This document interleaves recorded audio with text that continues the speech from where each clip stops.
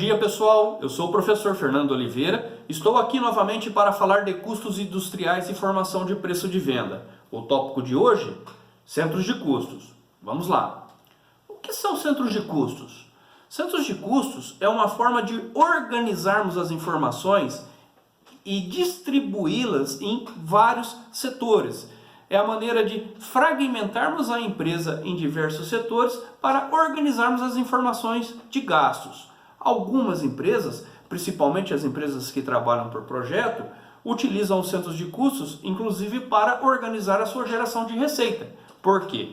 Podemos ter centros de custos geradores de receita ao invés de somente geradores de gastos. Os centros de custos e o sistema de custos, eles se relacionam da seguinte forma. O centro de custo, ele vai auxiliar, ou ele é, melhor dizendo, ele é o principal responsável em organizar as informações de gastos para dividir os gastos entre despesas e custos. Sendo que todo gasto que cair em centros de custos administrativo, ele é classificado como despesa, e todo gasto que cair em centros de custos produtivos, ele será classificado como custo. E os custos deverão ser divididos em três grandes tópicos, sendo custos diretos, indiretos e gastos gerais de fabricação. Isso é muito importante. O entendimento dessa terminologia, desse conceito do que é custo direto, custo indireto e gastos gerais de fabricação é fundamental para a compilação das informações e organização de todo o sistema de custeio. Então vamos lá. Como que funciona a estrutura de um centro de custo, né? Como que é a estrutura na prática? O centro de custo ele se divide em administração, onde nós temos os principais setores administrativos, financeiro, faturamento, contabilidade, comercial.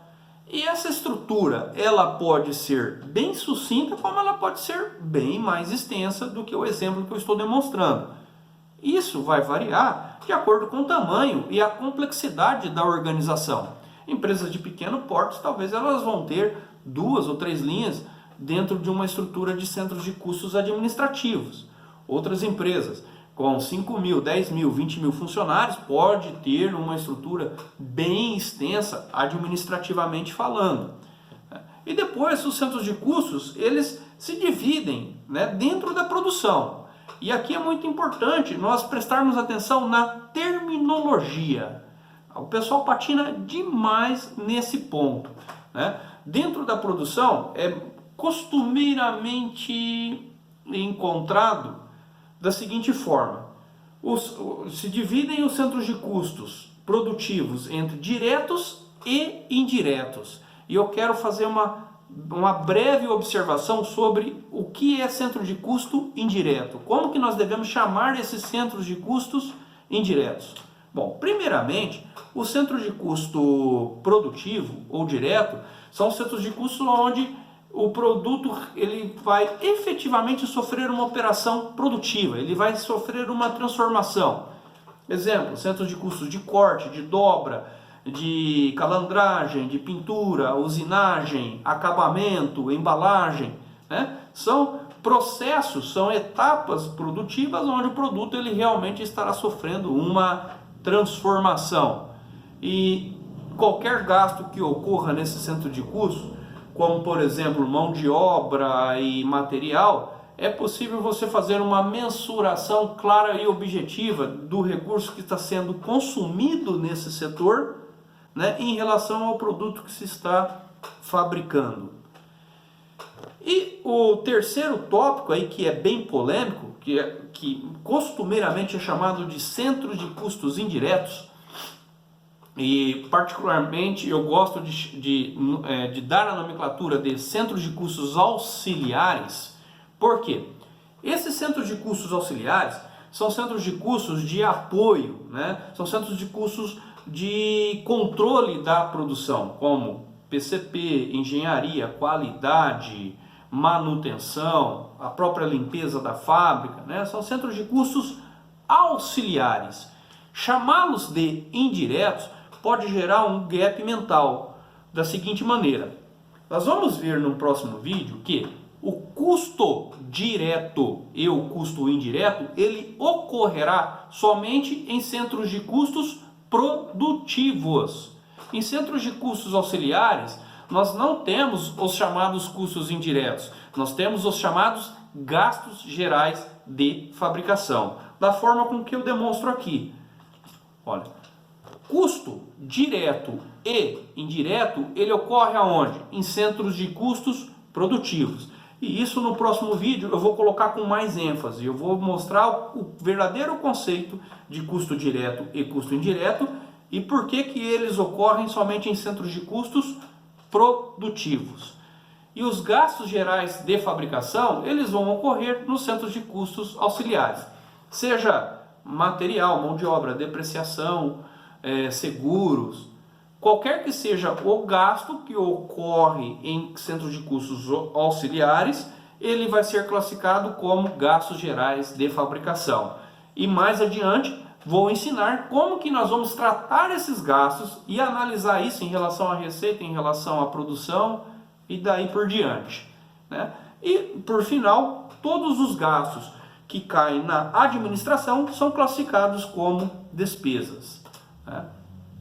E aí é muito importante demonstrar que dentro dos centros de custos, para controlar os gastos dentro dos centros de custos, é imprescindível que a empresa tenha um bom plano de contas, ela tenha um plano de contas bem estruturado. E eu demonstro aqui na tela um exemplo bem simples de um plano de contas de despesa para controlar os gastos que caem nos centros de custos, né? Evidentemente, mesmo que estejamos falando de contabilidade gerencial, o plano de contas ele é o mesmo plano de contas da contabilidade fiscal. Nós não estamos falando em estruturas diferentes, é o mesmo plano de contas, até para otimizar recursos do sistema. E alguns cuidados devem ser tomados na elaboração do plano de contas, como por exemplo, o plano de contas ele não pode ser muito sucinto. Tanto o plano de centros de custos quanto o plano de despesas, eles não podem ser tão resumidos porque eles passam a ser genéricos. As contas acabam sendo lançadas de uma forma genérica, por falta de opção de uma conta ou outra para realizar classificações, você acaba lançando em uma única conta e isso acaba distorcendo e dificultando a realidade. Bom, também não é interessante um plano de contas ser tão analítico. Se você pegar um plano de contas muito extenso para analisar, fica difícil a análise, as contas ficam muito subjetivas. Você tem um lançamento numa determinada conta, aí você tem vários períodos sem lançamento e depois você tem um outro lançamento numa outra conta que não diz exatamente a realidade daquele lançamento, né? Então o plano de contas ele não pode ser tão resumido e também ele não pode ser tão analítico. O que determina um bom plano de contas? O tamanho ideal no plano de contas? Isso é muito subjetivo, isso vai de acordo com a complexidade de cada negócio. Isso vai de acordo com o feeling de cada pessoa que está elaborando ou estruturando o sistema de custos na empresa, ok? Bom pessoal, por hoje é isso. Eu deixo aqui meu muito obrigado e aguardem aí o próximo vídeo para darmos sequência nessa série de custos industriais e formação de preço de venda. Tenham um bom dia e minha gratidão a todos.